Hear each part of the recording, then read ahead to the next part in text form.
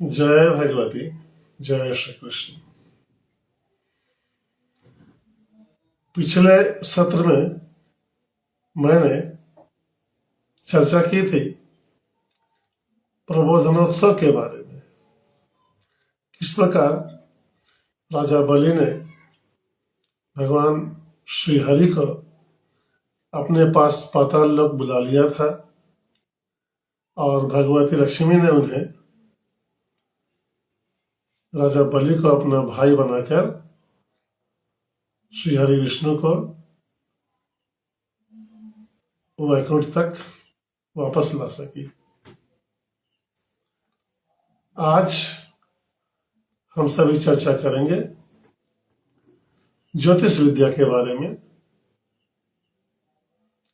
वचनामृत और ज्योतिष विद्या की इस संयुक्त कड़ी के रूप में मैं प्रस्तुत कर रहा हूं आज का एक नया सत्र।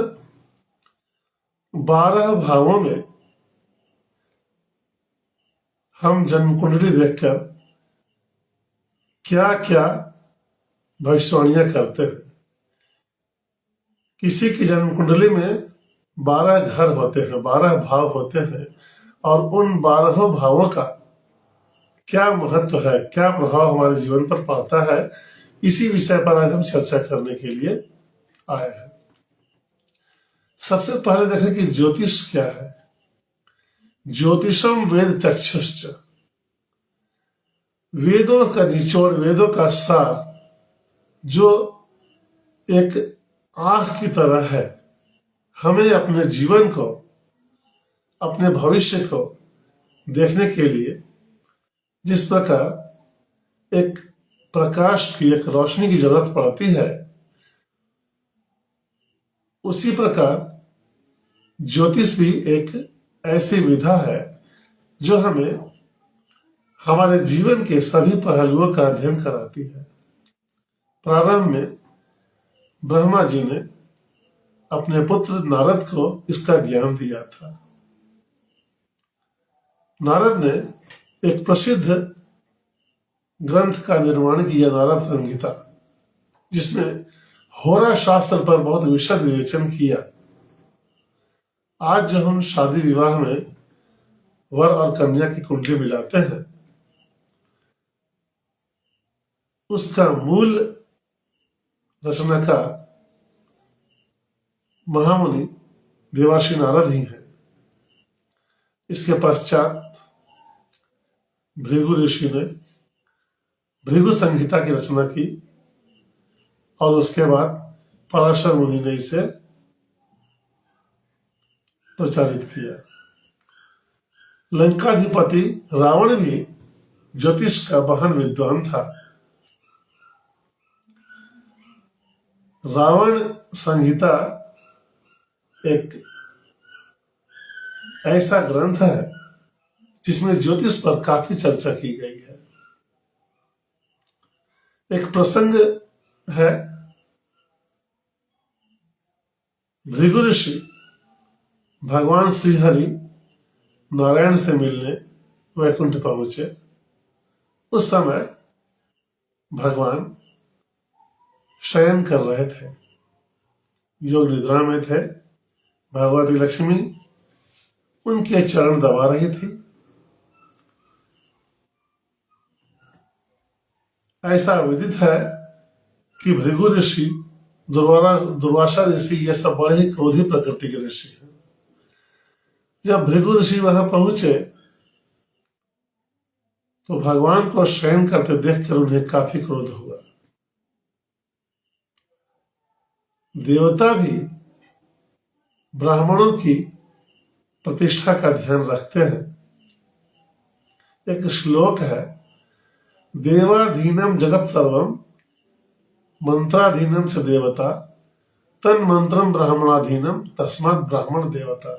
अर्थात सारा जगत देवताओं के अधीन है और देवता मंत्र के अधीन है और वह मंत्र ब्राह्मणों के अधीन है, इसलिए ब्राह्मण सर्वपूज्य है। यही कारण है कि भृगु दुर्वासा आदि ऋषि जब भी कभी ब्राह्मणों का अपमान देखते थे तो वे क्रुद्ध हो जाते थे, शाप दे डालते थे। तो जब भृगु ऋषि ने भगवान विष्णु को देखा कि उन्होंने हमारी प्रतिष्ठा नहीं रखी, सोए हुए हैं, उन्होंने अपने चरणों का प्रहार भगवान के हृदय पर, वक्षस्थल पर कर दिया। आज भी कई चित्रों में हमें भृगु ऋषि का चरण चिन्ह दिखाई पड़ता भगवान श्री हरि के वक्षस्थल पर। तुरंत श्री हरि निद्रा से जाग उठे और उन्होंने भृगु ऋषि के चरणों को स्पर्श किया और कहा, मुनि आपको चोट तो नहीं आई? इससे भगवती लक्ष्मी कुपित हो गई और उन्होंने श्राप दिया कि आज के बाद ब्राह्मण दरिद्र होंगे, ब्राह्मणों के घर लक्ष्मी का निवास नहीं होगा, ये भिक्षाटन करके ही अपनी आजीविका चलाएंगे। इस पर भृगु ऋषि बोले कि लक्ष्मी, आपको तो अपने वैभव पर बड़ा अभिमान है, किंतु एक बात आप भी ध्यान से सुन ले, मैं एक ज्योतिष ग्रंथ की रचना करूंगा, भृगु संहिता में बनाऊंगा और इस ज्योतिष के बल पर ब्राह्मण के घर में धन संपदा उनके पैरों के रास्ते से होकर आएगी, अर्थात दक्षिणा ब्राह्मण के पैरों पर रखा जाएगा। ये महत्व है ब्राह्मणों का। और उन्होंने वैसी ही एक ग्रंथ की रचना की, भृगु संहिता, जिसमें हजारों कुंडलियों का उदाहरण दिया गया है। कौन कौन से ग्रह किस किस भाव में, किस किस युति में, किस किस दृष्टि में रहते हैं और उनका क्या फल होता है, उसका विशद विवेचन भृगु संहिता में मिलता है। इसके बाद महर्षि पराशर, जो व्यास ऋषि के पिता माने जाते हैं, उन्होंने बृहद पराशर होरा शास्त्र की रचना की। बृहद पराशर होरा शास्त्र, इसमें उन्होंने होरा, लग्न, ग्रह गति सबका बहुत सुंदर विवेचन किया है। लग्न कुंडली, चंद्र कुंडली, देशकान, नवमांश, पंचमांश, षोडशवर की कुंडली का विशद विवेचन किया है। एक संस्कृत उक्ति है, कलौ पाराशर मतेन, कलौ पाराशर मतेन। कलयुग में जो भी घटनाएं घटती हैं ज्योतिष से संबंधित, वो पराशर के मत से ही घटती है। अर्थात कलयुग में पराशर होरा शास्त्र का अध्ययन करके यदि भविष्यवाणी की जाए तो कुंडली का फलादेश अक्षरशः सत्य होता है। किंतु इसके लिए आवश्यक है कि विशद अध्ययन किया जाए। क्योंकि ये सारे ग्रंथ संस्कृत में है, हालांकि उनकी भाषा टीका भी उपलब्ध है, किंतु नारद पुराण, रावण संहिता, भृगु संहिता, बृहद पराशर होरा शास्त्र, इन सभी ग्रंथों का अध्ययन करके यदि फलादेश करें तो हमारी भविष्यवाणी बहुत सटीक होती है। एक बात स्पष्ट करना आवश्यक है, ऐसा नहीं कि ग्रहों की गणना करके हम भविष्यवाणी कर देंगे तो वो घटना घट जाएगी।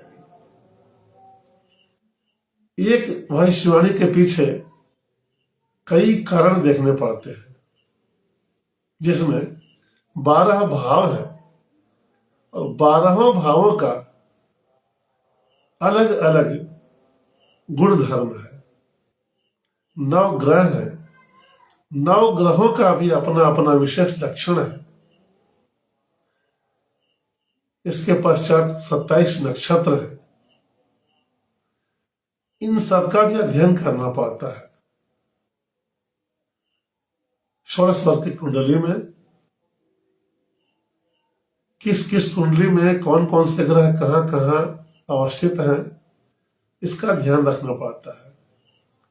कौन सा ग्रह किस भाव में स्थित होते हैं, किसके साथ युति करते हैं, किसके साथ मिलकर बैठते हैं और तब क्या फल होता है। इससे योगों का निर्माण होता है। कई प्रकार के योग होते हैं। किसी ग्रह के आगे पीछे कौन कौन से ग्रह हैं या कौन से ग्रह नहीं है, इन सब का वर्णन हम एक एक करके अपनी आगे की जो हमारी कक्षाएं होंगी उसमें हम बताते चलेंगे। आज हम यही चर्चा कर रहे हैं कि वे 12 ग्रह, 12 घर, 12 भाव कौन कौन से हैं और उनका क्या क्या फल है। पहला जो घर होता है उसको लग्न कहते हैं या तनु भाव भी कहते हैं। यह प्रथम भाव हमारे जन्म का प्रतीक है। हम जब जन्म लेते हैं उस समय हमारे जन्म स्थान की क्या क्या परिस्थितियां होती हैं, हमारा व्यक्तित्व कैसा होता है, हमारी आत्मा कैसी होती है, हमारे जीवन का आरंभ कैसा होता है, इन सब पहलुओं का ज्ञान हमें लग्न देता है। एक तरह से कहें तो लग्न पूरी कुंडली को प्रभावित करता है, पूरे जीवन का प्रतीक है। लग्न के बलाबल का ज्ञान करके उस पर ग्रहों की दृष्टि, ग्रहों की युति, ग्रहों की स्थिति, मित्र शत्रु का ज्ञान, ये सब अगर हम प्राप्त कर लें तो हमें हमारे जीवन के बहुत सारे पहलुओं का ज्ञान मिल जाता है। दूसरा भाव है धन भाव। स्पष्ट है नाम से ही कि धन का भाव है, किंतु इसमें हमें वाणी और परिवार की भी जानकारी मिलती है। यह हमारे बाईं आंख का ही प्रतीक होता है। तीसरा भाव सहज भाव। इससे साहस, पराक्रम और प्रयास का ज्ञान मिलता है तीसरे भाव से। चौथा भाव माता का भाव है। माता के साथ भूमि, भवन और वाहन, इन तीनों का ज्ञान देता है। भवन अर्थात घर, भूमि, जमीन जायदाद, वाहन, कौन कौन सी सुख सुविधाओं की गाड़ियां हमारे पास होंगी, इसका ज्ञान हमको चतुर्थ भाव से मिलता है। पांचवा भाव सुख का भाव है। माता का भाव पुत्र का भाव है। चौथा भाव माता का है, मातृ सुख का, और पांचवा भाव संतान सुख का है। बुद्धि, कर्मफल और सुख, ये पंचम भाव है। छठा भाव को कहते हैं रोग, ऋण और रिपु। रोग अर्थात जीवन में कौन कौन सी बीमारियां होंगी या हम स्वस्थ रहेंगे, निरोग रहेंगे। ऋण का मतलब कर्ज और रिपु मतलब शत्रु। शत्रु हमारे ऊपर कितने हावी रहेंगे या हम शत्रु को किस तरह परास्त करेंगे, इसकी जानकारी छठे भाव से मिलती है। सातवां भाव विवाह, पति पत्नी और साझेदारी का है। समाज में हमारी स्थिति का है। सप्तम भाव। सप्तम भाव यदि स्वस्थ है तो हमें हमारा वैवाहिक जीवन सुखी रहता है। यदि वह पीड़ित है तो वैवाहिक जीवन भी कष्टमय होता है। नवम भाव, अष्टम भाव, आठवां भाव आयु का होता है। हम कितने दीर्घायु होंगे, हमारा शरीर कितना स्वस्थ रहेगा। रहस्य और रोमांच भी इससे पता चलता है। और जीवन के परिवर्तन की जानकारी भी हमको मिलती है अष्टम भाव से। नवम भाव धर्म, भाग्य और गुरु कृपा का है। ये भाग्य स्थान है। नवम भाव से हमें यह पता चलता है कि अनायास, कम प्रयास में अधिक फल, ये कैसे मिलेगा, हमारा भाग्य कैसा होगा, हम किस प्रवृत्ति के होंगे, हमारा धर्म कैसा होगा,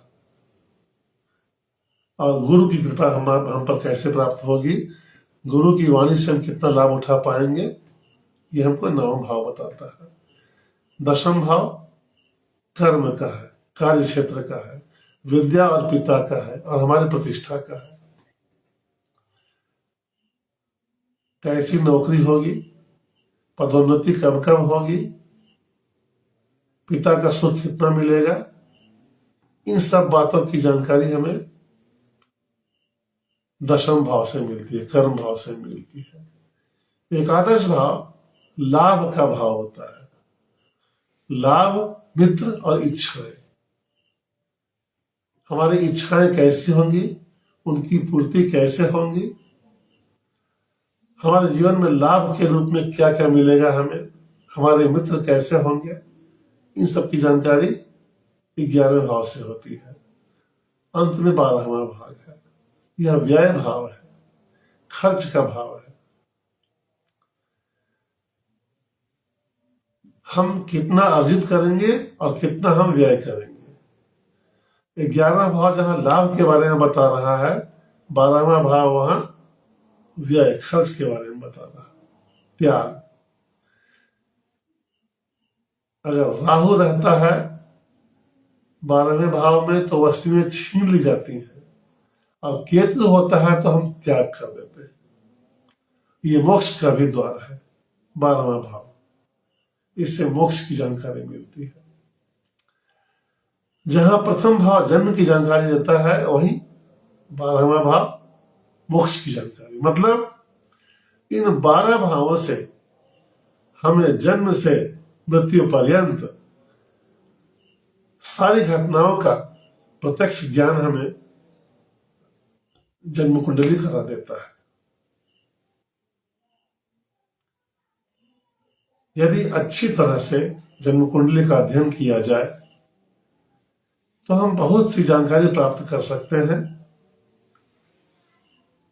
ग्रह हमें आगाह करते हैं, हमारे कर्मों को प्रतिफल के रूप में हमारे सामने प्रस्तुत करते हैं।